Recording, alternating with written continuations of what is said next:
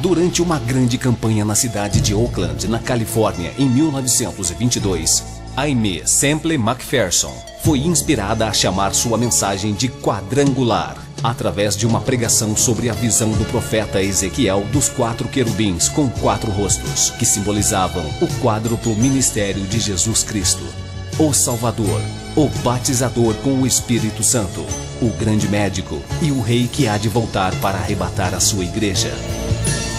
Sua mensagem nunca mudou, mas recebeu nova ênfase quando ela começou a proclamá-la com o nome dado por Deus.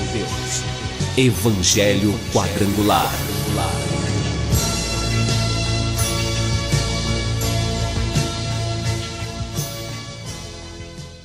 A Igreja do Evangelho Quadrangular Independente passa a apresentar o programa Cristo Esperança Nossa, numa palavra poderosa a seu favor, a favor do seu lar e dos seus familiares.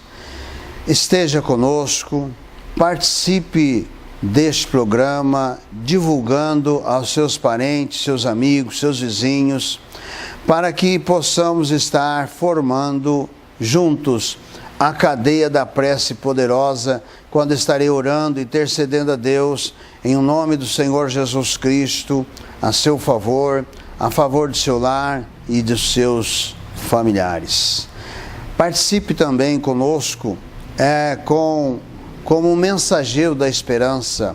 Você poderá ofertar para nos ajudar a manter este programa no ar, através da Caixa Econômica Federal, agência 0145, conta corrente 504 400, dígito 0, a operação 003, Igreja Quadrangular Independente.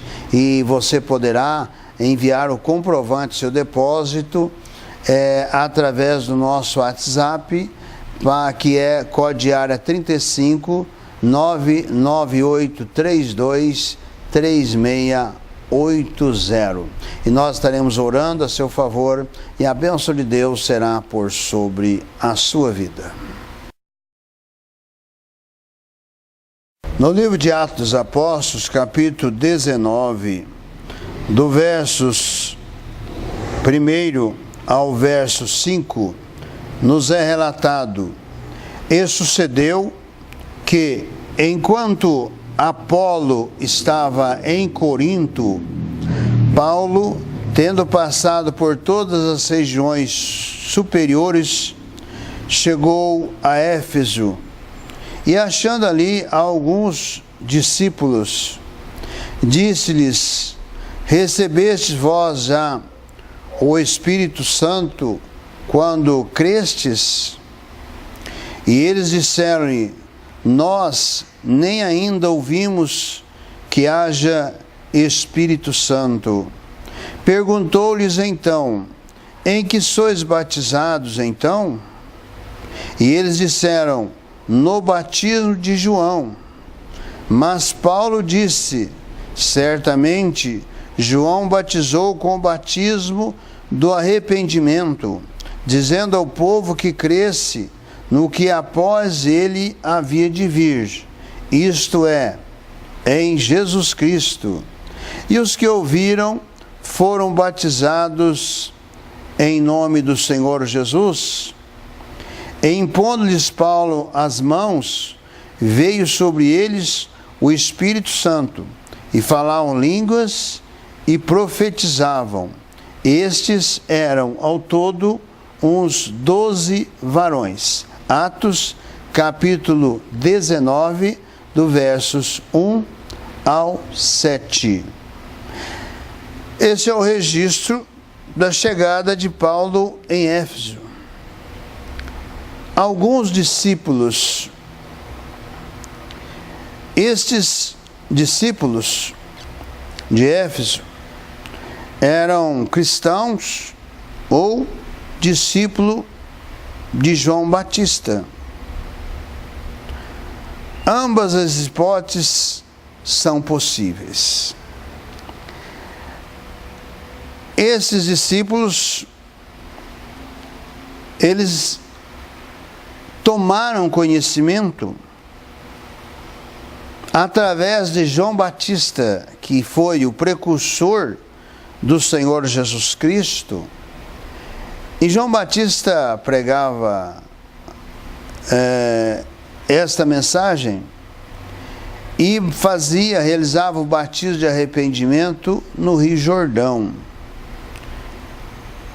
Inclusive, Jesus também foi batizado por João Batista. E quando Jesus chega a João Batista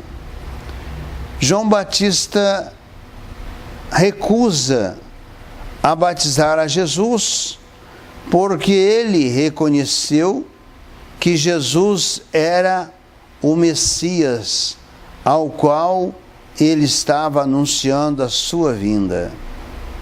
Mas Jesus o convenceu de que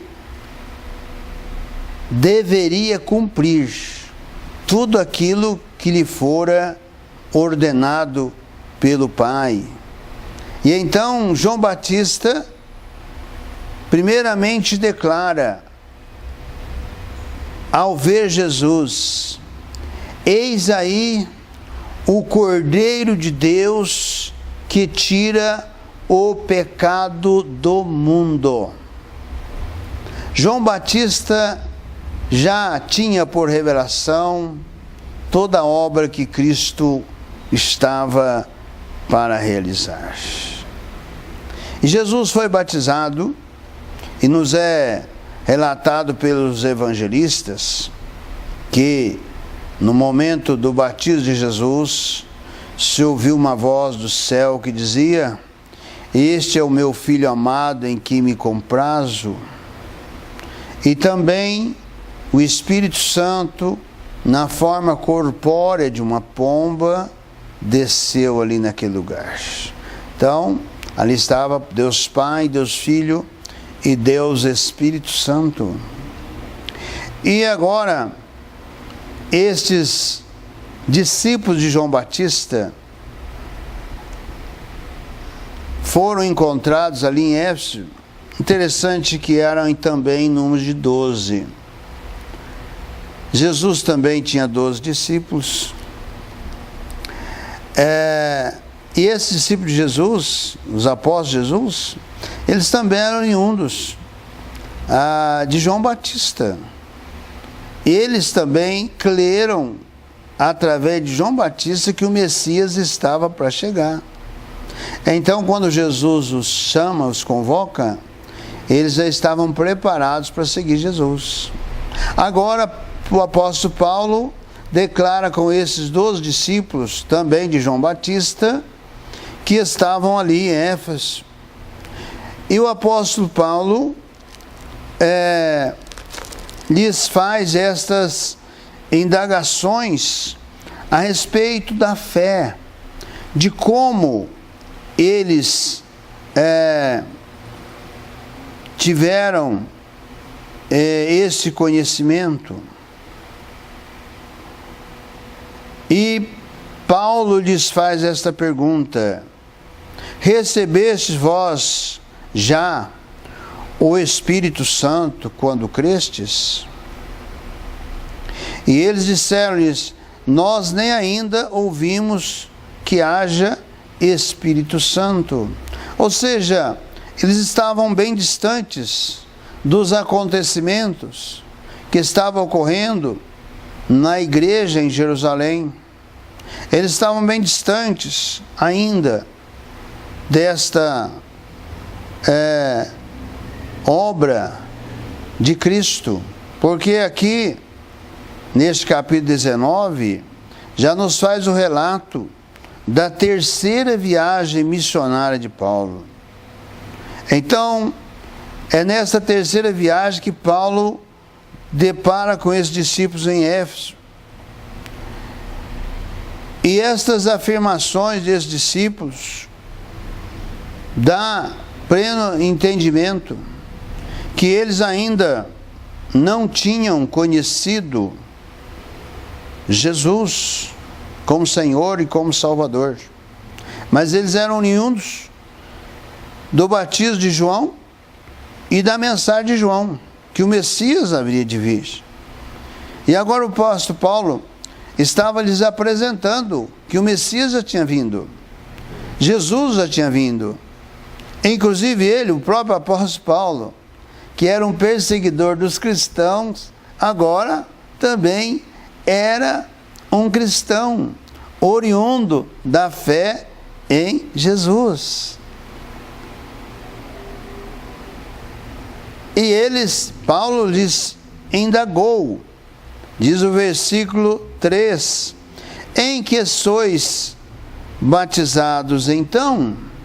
E eles disseram, no batismo de João. Mas Paulo disse, certamente, João batizou com o batismo do arrependimento, dizendo ao povo que cresce no que após ele havia de vir, isto é, em Jesus Cristo.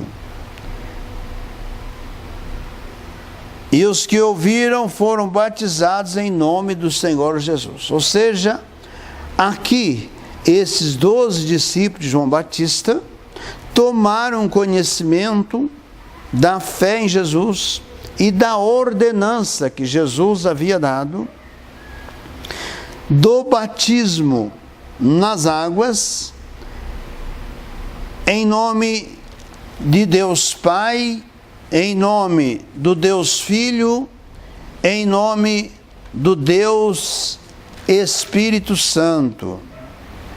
Esta foi a ordem que Jesus deu para os seus discípulos, que está registrado no Evangelho de Mateus, capítulo 28, versos 19, que diz, portanto, ide, ensinai todas as nações, batizando-as em nome do Pai, e do Filho, e do Espírito Santo, ensinando-as a guardar todas as coisas que eu vos tenho mandado. E eis que eu estou convosco todos os dias até a consumação dos séculos. Amém.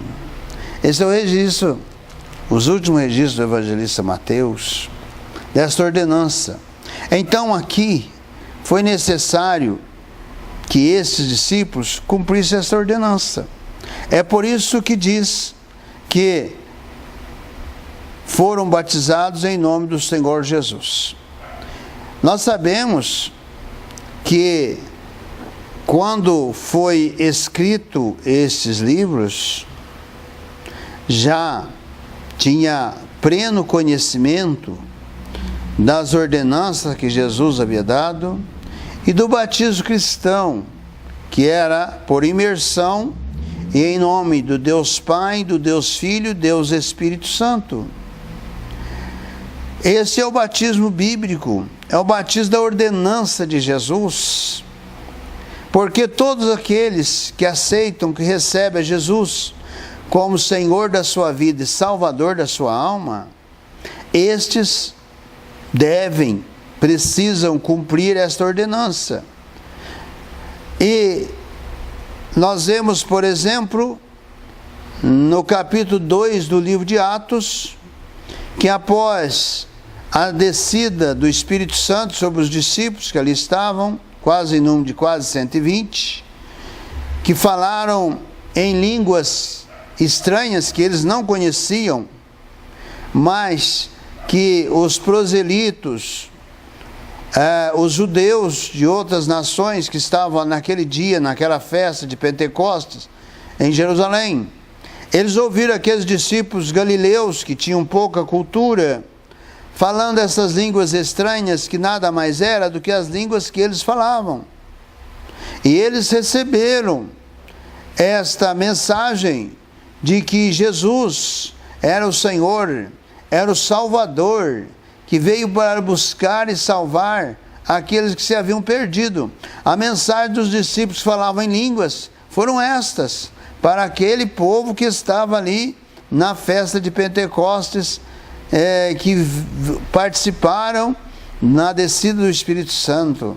E logo a seguir, o apóstolo Pedro se levanta também na unção do Espírito Santo e traz uma mensagem dura, poderosa, inclusive condenando os religiosos da época e também o povo judeu por terem crucificado o Senhor da glória.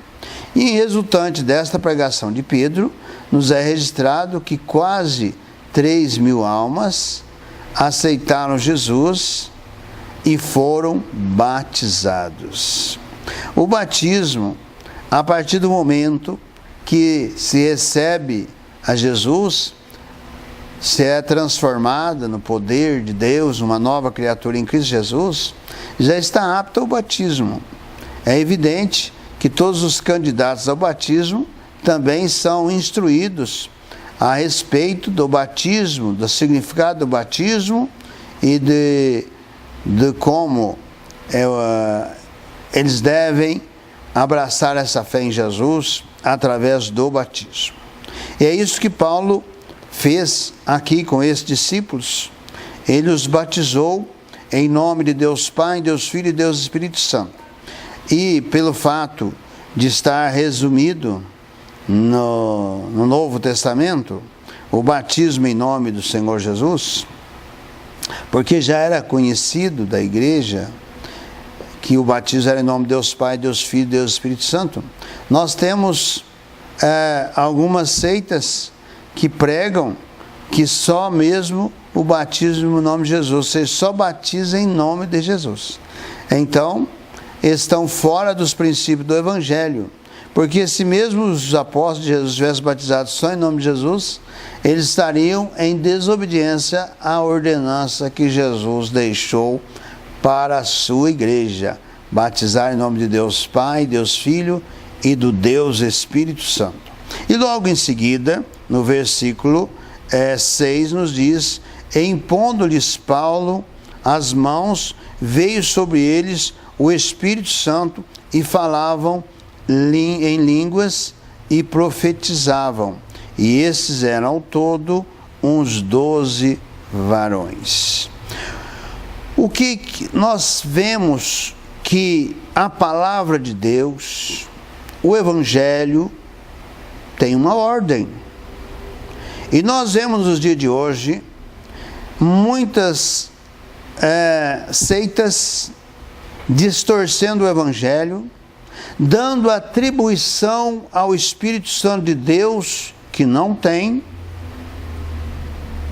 e também levando as pessoas a um engano, porque estão fora dos princípios do Evangelho. O que acontece? O que é necessário para que alguém receba Espírito Santo? O Espírito Santo, a partir do momento que a pessoa aceita, recebe a Jesus como Senhor da vida, Salvador da alma, já recebe o Espírito Santo, porque é o Espírito Santo de Deus que leva e convence o pecador do seu pecado e da necessidade de aceitar e receber Jesus Cristo como Senhor da vida e Salvador da alma e ser mudado e transformado em uma nova criatura, em um filho, em uma filha de Deus, mediante ouvir a mensagem do Evangelho. E a seguir, batismo nas águas, é ordenança do Senhor Jesus, em nome de Deus Pai, Deus Filho e Deus Espírito Santo. Estas pessoas já estão aptas também a receber o batismo do Espírito Santo, que é revestimento de poder. É o Espírito Santo quem dá unção, poder, autoridade, dá dons para a igreja. É por isso que Jesus, no livro de Atos, capítulo 1, versículo 8, diz aos ficar em Jerusalém, até que do alto sejais revestidos de poder. Ou seja, vocês não vão fazer absolutamente nada enquanto vocês não forem revestidos de poder. Qual é esse poder? Do Espírito Santo.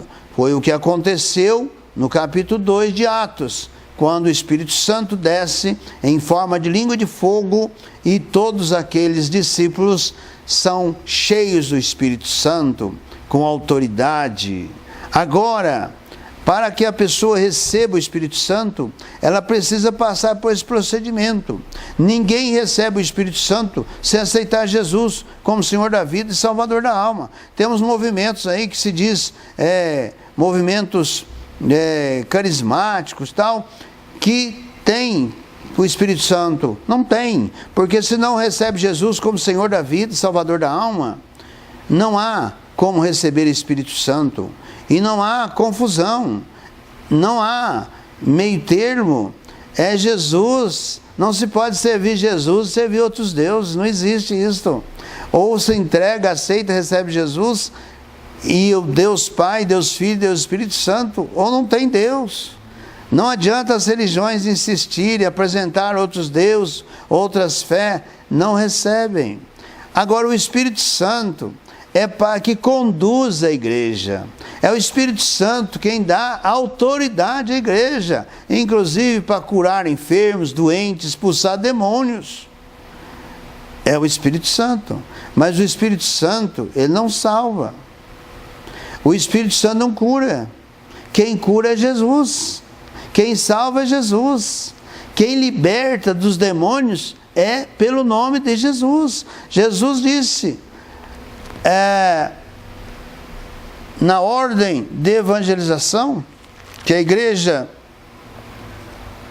do Evangelho Quadrangular está compromissada de pregar esse ide de Jesus, que está no Evangelho de Marcos, capítulo 16, versos 15, que foram as últimas palavras e ordenança de Jesus, que diz, e disse-lhes, ide por todo o mundo, pregai o evangelho a toda criatura, quem crer e for batizado será salvo, mas quem não crer será condenado, e esses sinais seguirão os que crerem, em meu nome expulsarão demônios, falarão novas línguas, pegarão nas serpentes, e se beberem alguma coisa mortífera, não lhes fará dano algum, e imporão as mãos sobre os enfermos e os curarão.